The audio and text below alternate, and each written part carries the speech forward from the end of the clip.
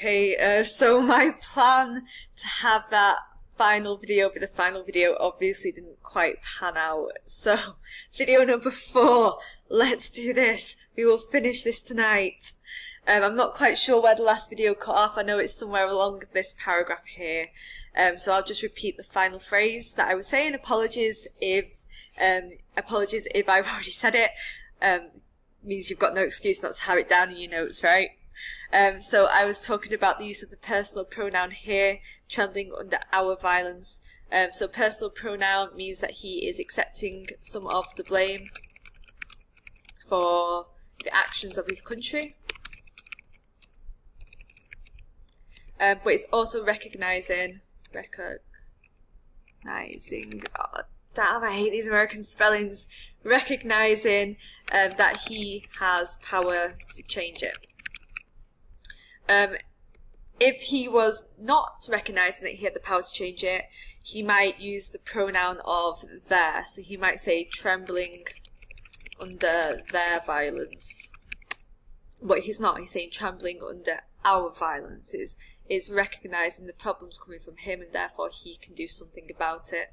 As is emphasized in that final clause, I cannot be silent.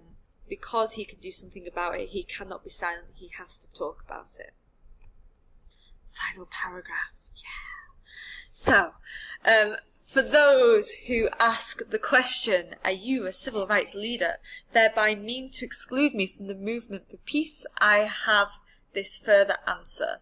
So now he is referring here to this counterclaim, this argument against him, saying, well, you're just a civil rights leader, and therefore you're not really qualified to talk about this issue. Well, this here is him saying, actually, this here is why I am very, very qualified to talk about this issue. So the bits of this paragraph that I'm going to pick out come from this sentence here.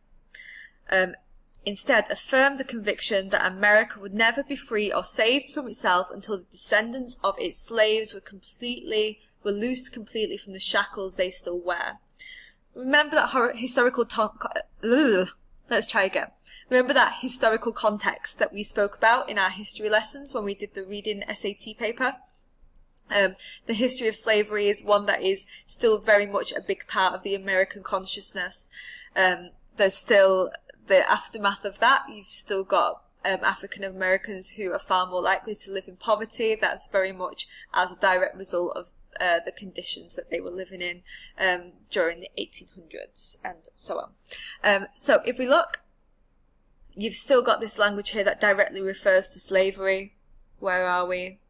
The descendants of its slaves are loosed completely from the shackles they still wear.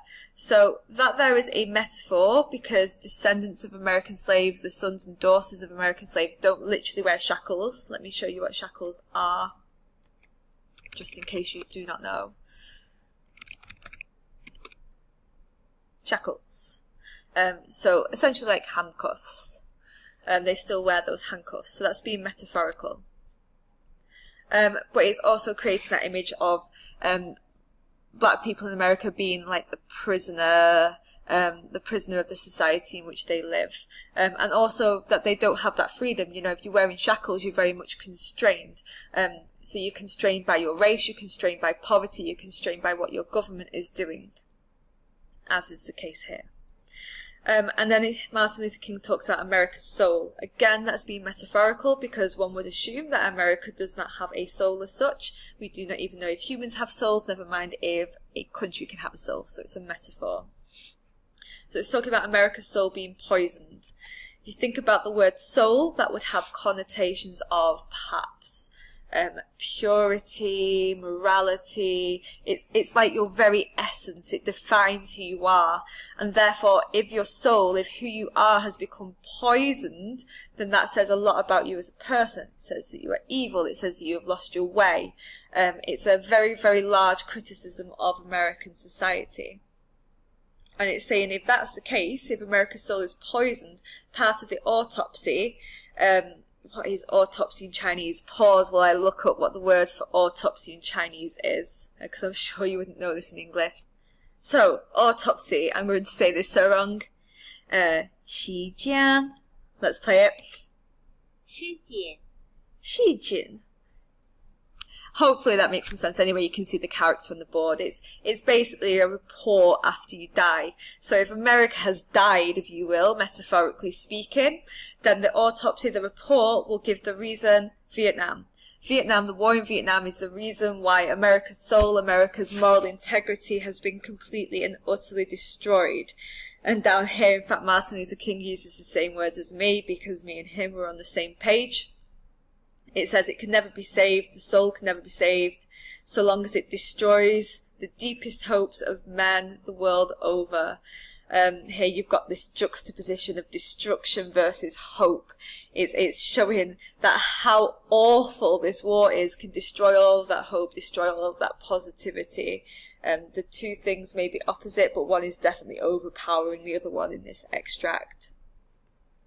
So it is that those of us who are yet determined that America will be, are led down the path of protest and dissent, working for the health of our land. So here Martin Luther King is very much putting forward the image that protest and dissent, so speaking out against something, they're like the antidote, they're the cure. They are what will restore health to America.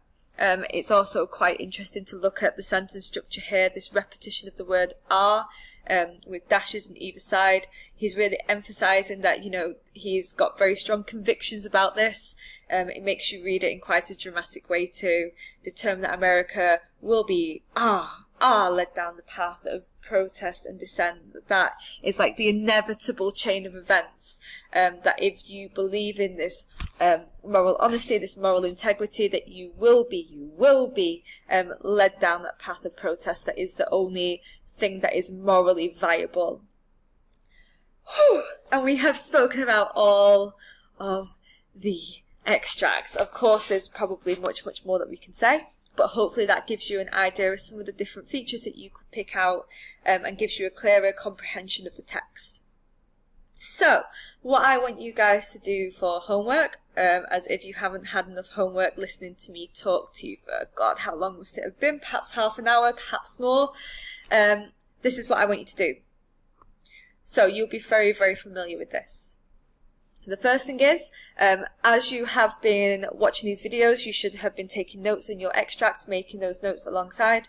And now that you have finished, I want you to create a table like this, in which you list at least 3 different techniques that you are going to talk about.